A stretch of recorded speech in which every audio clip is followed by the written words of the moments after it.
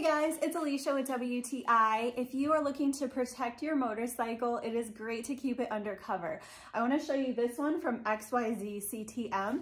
It is a water resistant and UV resistant cover for your motorcycle. This one is the extra large and it fits up to a 108-inch motorcycle.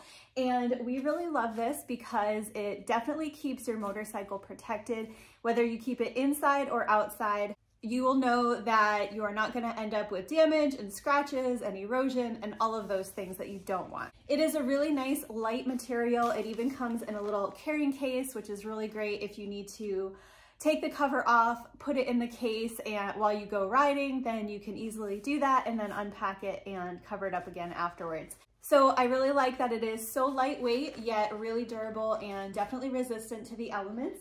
And I also appreciate that there is elastic around the wheel area so you can easily pull it over and then secure it.